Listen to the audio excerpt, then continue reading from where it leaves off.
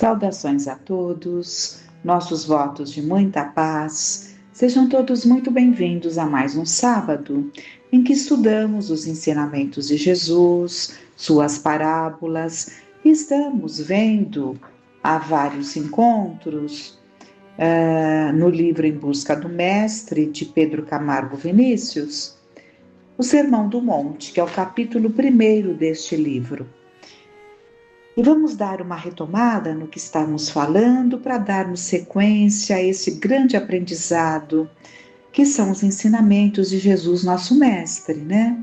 Então, Vinícius coloca: os homens, no entanto, descrendo dessa solene promessa, continuam dedicando todos os seus esforços e as melhores de suas energias e possibilidades às solicitações e exigências insaciáveis de uma existência transitória, esquecido dos deveres para com a vida imortal, certa e positiva no seu curso eterno e nas consequências que decorrem da maneira como a fruímos e a orientamos.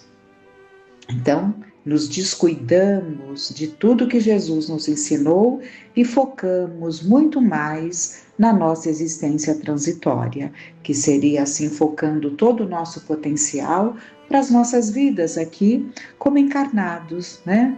Mas com o olhar apenas para aquilo que nos liga à matéria propriamente dita, atendendo às solicitações, né, às necessidades da nossa vida material. E Vinícius continua: acumulando males e aflições, ensombram o futuro com seus pressentimentos e presságios pessimistas. Como, pois, estranhar que este mundo seja um reduto de angústias e sofrimentos? Foi aqui que paramos. Então, como que nós vamos estranhar? Se é o que nós temos feito das nossas vidas, temos feito de nós mesmos. O homem é o arquiteto do seu destino, colhendo exatamente aquilo que semeia. Não julgueis para que não sejais julgados, porque com o juízo com que julgardes, sereis julgados, e com a medida com que medirdes, com essa vos medirão. E por que reparas tu no argueiro que está no olho do teu irmão, e não vês a trave no teu? Argueiro é um cisco. Então, o cisco do olho do outro chama-nos a atenção, e não vemos a trave que temos nos nossos olhos. Ou como dirás a teu irmão: deixa-me tirar o argueiro do teu olho, estando uma trave no teu? Hipócrita, tira primeiro a trave do teu olho, e então cuidarás em tirar o argueiro do olho do teu irmão. Como se vê, o texto acima reporta-se à maneira como ajuizamos os atos dos nossos semelhantes. Para fazê-lo, temos que nos apoiar numa base ou ponto de referência, partindo daí o nosso julgamento. Ora, essa base somos nós mesmos. Tal o nosso estado evolutivo, tais serão nossos raciocínios e conclusões. Elas refletirão o que somos. Daí, porque a medida com que medirmos, com essa seremos medidos, de vez que aquela se reproduz fielmente nesta última? Os juízes levianos procedem dos insensatos e os malévolos dos que vivem na iniquidade. Por uma questão de amor próprio, os indivíduos tendem mais na observação dos defeitos alheios do que nos seus próprios. E temos aprendido nessa doutrina, e até a psicologia naturalmente nos traz, que aquilo que nos chama muita atenção no outro, que aquilo que o outro faz, pensa, enfim, e que nos incomoda tanto, trata-se justamente daquilo que trazemos. em nós, mesmo que ainda não tenhamos consciência. Então, por uma razão, por uma questão de amor próprio, os indivíduos tendem mais na observação dos defeitos alheios do que nos seus próprios. Por isso, distinguem com mais facilidade o argueiro do vizinho do que a trave no seu. O argueiro no olho do vizinho do que a trave no seu. Observando o que se passa em nossa sociedade, verificamos que essa é a regra geral, perfeitamente notificada pelo educador e psicólogo incomparável da Galileia. Prosseguindo, lemos o seguinte no versículo 6: Não deis aos cães as coisas santas, não deiteis aos porcos as vossas pérolas. Não vá suceder que as pisem com os pés e voltando-se vos agridam e destruam. Semelhante recomendação é dirigida àqueles que deviam anunciar o reino de Deus a todas as gentes. Nada obstante, cumpria-lhes absterem-se de anunciar a palavra da divina revelação aos indivíduos que a ridicularizassem, envolvendo-a em comentários eivados de mofa e escárnio. As pessoas que assim se conduzem diante de assuntos espirituais devem ser deixadas no lamaçal em que se comprazem, entregues a si próprias até que o aguilhão da dor, abrindo-lhes os olhos da alma, as tornem cientes e conscientes da imundície em que vivem. A luz destina-se aos que desejam e procuram, e não àqueles que a menosprezam e escarnecem. Isso temos que ficar muito conscientes, não é? Até muitas vezes no trato, né, com o outro, temos que entender e não se violenta consciências. Cada um vai ter o seu momento de despertar. É claro que não devemos perder oportunidades, especialmente naqueles que estão no nosso convívio mais íntimo, mas de qualquer forma nós temos que entender que a escolha de cada um. Estamos falando de adultos, né? E, portanto, não se violenta consciências. E chega um momento em que haverá um despertar, né? É assim que, por associação de ideias, o divino instrutor prossegue nesses termos: pedi e dar-se-vos-á, batei e abrir-se-vos-á, buscai e encontrareis, porque aquele que pede, recebe, o que busca, encontra, e ao que bate, se abre. E qual dentre vós, ó, é o homem que, pedindo-lhe o pão, o seu filho, lhe dará uma pedra? Pedindo-lhe um peixe, lhe dará uma serpente? Se vós, pois, sendo maus, sabeis dar boas coisas aos vossos filhos, quanto mais o vosso Pai, que está nos céus, dará bens ao que lhes pedirem. Essa passagem é belíssima, belíssima, né? Porque nós aqui, com tantas imperfeições, queremos agradar aos nossos filhos. Jamais daremos uma serpente se nos pediram um peixe. Jamais daremos uma pedra se nos pediram um pão. Então imagine Deus na sua infinita bondade. E como é importante que nós entendamos Deus na sua plenitude, na sua condição que não sabemos nem sequer imaginar que condição é essa. Porque não podemos falar que Ele é um espírito puro, porque Ele criou os espíritos. E os espíritos, na sua caminhada evolutiva, ao longo da jornada, se tornam espíritos puros, mas são criação de Deus, são criação divina. Então, sempre repetimos isso, né? Que é Deus? Não sabemos definir. Sabemos, sim, as respostas que os Espíritos nos deram. É a causa primeira de todas as coisas. É o Criador de tudo que existe.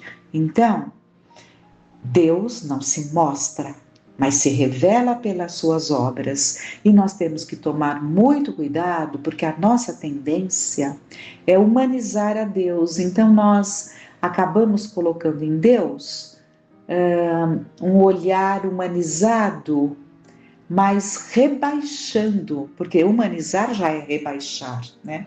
Rebaixando a Deus. Nós temos que entender que transcende. Nós não fazemos ideia. O que podemos fazer é sentir em nós esse amor grandioso, porque trazemos a centelha divina. Somos criação de Deus. Adentramos o reino da humanidade quando Ele nos fez espíritos. E assim estamos indo. E é importante que não humanizemos a Deus e também a Jesus. Quantas vezes até nos aborrecemos com belíssimos filmes e tal, né? Que falam de Jesus, mas é impressionante. É impressionante como se humaniza a Jesus. Eu acho que é um conforto. Não podemos ou não queremos chegar num patamar maior, né, na busca dele como nosso mestre, então rebaixamos. Somos nós. Mas vamos continuando. O interesse que demonstramos pela aquisição dos bens espirituais constitui já meio caminho andado no sentido de obtê-los. Quem aspira sinceramente à virtude, procura os meios de alcançá-la. Pede, bate, vai buscá-la. Onde? Na fonte de onde se emana, Deus. Para adquirir os tesouros da terra, o homem faz tudo. Não se enfastia, não esmorece, não se cansa. É perseverante, dedicado e, mais ainda, consagra-se a esse objetivo: adquirir os tesouros da terra. E o que fazer com respeito aos tesouros espirituais, que são imperecíveis? Nada ou quase nada. Como, pois, há de haver paz no mundo? Então, como nós podemos reclamar dos tempos que vivemos? Se nós não construímos a paz em nós, se nós não construímos a paz em nós, como queremos que o mundo tenha paz? É muita incoerência nossa. E o que faz? Aliás, recorrer a Deus, apelar para a sua misericórdia, esperando e confiando na certeza de que nos dirigimos ao nosso Pai, o qual nos atenderá por certo, de vez que o homem, sendo embora egoísta e mau, recebe e acolhe as solicitações dos seus filhos, sendo incapaz de dar pedra àquele que lhe pede pão, ou serpente àquele que lhe pede peixe. Baseados, portanto, nesse exemplo vivo, vamos pedir, bater e buscar, colocando-nos, porém, dentro da lei, condição indispensável para vermos coroadas de êxito as nossas aspirações, tentativas e esforços. A síntese da lei está implicitamente descrita nos versículos 12, 13 e 14. Tudo isso estamos falando do Sermão dos Montes, né? Sob os seguintes dizeres: portanto, tudo o que vós desejais que os homens vos façam, fazei-o também vós a eles, porque esta é a lei e os profetas. Entrai pela porta estreita, porque larga é a porta que conduz à perdição, e muitos são os que entram por ela. E estreita é a porta, e apertado o caminho que conduz à vida, e poucos são os que a encontram. Porque se o caminho é apertado, já dá para nós depreendermos, falando ali, tentando traduzir, né, dentro de um caminho realmente estreito. Num caminho estreito, nós vamos caminhando, nos amoldando, nos ajustamos aqui, ali, vamos conseguindo, né? Assim é essa porta estreita que Jesus fala. Nós temos que ir nos adaptando, nos espremendo aqui, nos contorcendo ali, e com isso vamos, né? Vamos superando e passando por esse caminho estreito que nos levará a uma amplitude, que é a vida em abundância que Jesus nos promete, né? E para aquele que busca. Então, é muito preciso que nos conscientizemos. E Vinícius continua: satisfeitas as condições acima expressas, tudo alcançaremos. Fazer aos outros o que queremos que os outros nos façam é viver segundo as normas da justiça e as noções do bem. Porfiar por entrar pela porta estreita e transitar pelo caminho apertado simboliza a resolução de cumprir o dever, custe o que custar, sobrepondo aos interesses, aos comodismos e aos deleites e atrativos do mundo, personificados na porta larga e estrada ampla, preferida pela grande maioria dos homens que, iludidos e ludibriados pelo egoísmo, não encontraram ainda o roteiro que conduz à verdadeira vida. Isto é, a solução dos problemas que a vida em si mesma encerra.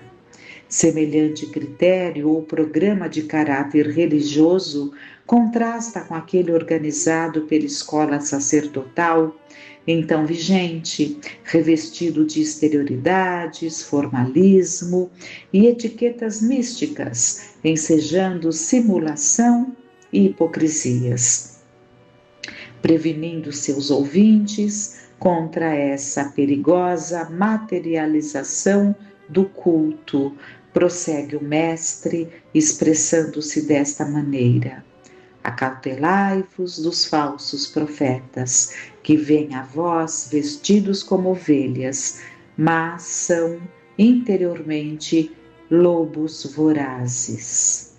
Pelos seus frutos os conhecereis. Porventura colhem-se figos dos abrolhos e uvas em espinheiros?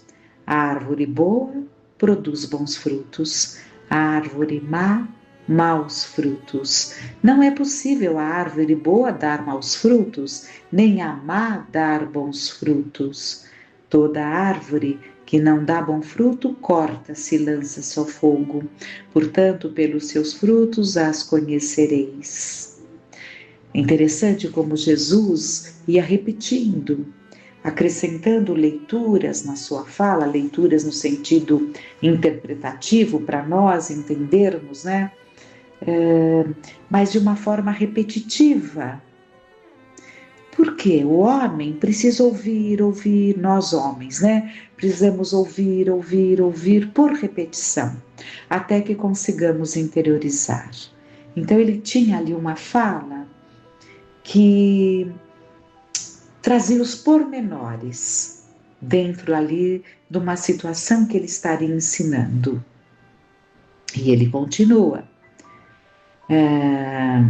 nem todo o que diz Senhor entrará no reino dos céus, mas tão somente aquele que faz a vontade de meu Pai. Muitos me dirão naquele dia: Senhor, Senhor, não profetizamos nós em teu nome? E em teu nome não expulsamos demônios? E em teu nome finalmente não fizemos muitas maravilhas? Então lhes direi abertamente: nunca vos conheci, apartai-vos de mim, vós todos que praticais iniquidade. Todo aquele, pois, que escutar estas minhas palavras e a puser em prática, assemelhá-lo-ei ao homem sensato e prudente, que edificou a sua casa sobre a rocha. Vieram as chuvas, transbordaram os rios, sopraram os ventos contra aquela obra, mas ela não caiu, porque estava erguida sobre a rocha. Aquele, porém, que escuta e não as cumpre. Vamos ouvir, porque nós escutamos. O Evangelho de Jesus está para todos nós e, de uma forma ou de outra, todos nós buscamos o Evangelho. Então, estamos aqui nesta situação que Jesus alertou. Aquele que escuta e não cumpre, compará-lo-ei, aliás, ao homem insensato que construiu sua casa sobre areia. Vieram as chuvas, sopraram os ventos, transbordaram os rios e combateram aquela casa, e ela desabou, sendo grande a sua ruína. Já temos muito material para refletirmos. Por quê? É muito importante que entendamos todas essas lições que constam no Sermão da Montanha ou Sermão do Monte, que vai do capítulo 5º ao 7º, trazido por Mateus. Quem nos traz o Sermão do Monte é Mateus. Então, vamos refletir muito, porque se nós ficarmos apenas de uma forma superficial, buscando o Evangelho, buscando até a frequência, mas podemos nos manter rasos de entendimento, porque não alcançamos, não construímos uma fé raciocinada, lemos tudo superficialmente, até podemos ler, né? Porque foi nos orientado que aquela leitura nos traz um conforto, então vamos ali como se fosse aquele remédio que tomamos, não é? Mas de uma forma superficial, rasa. E podemos passar uma vida muito rasos em termos de entrega a essa fé que temos que construir. Então, todos esses ensinamentos que compõem o Sermão do Monte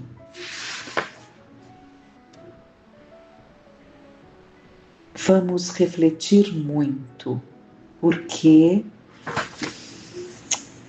é observando, é percebendo, é sentindo, é nos aprofundando que se movimentará em nós um desejo de fazermos melhor, aplicando tudo isso que buscamos compreender.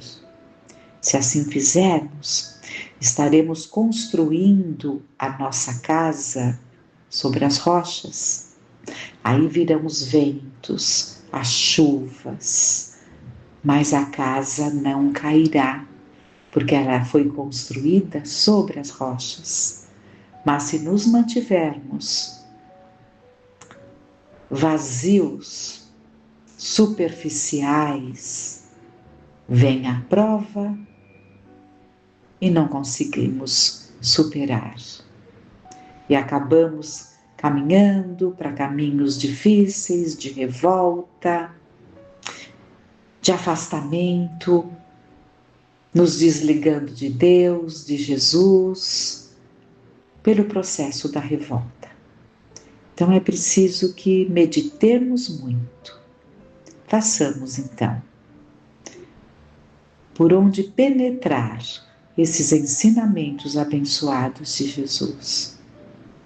Com muita gratidão, com muita confiança, fiquemos em paz.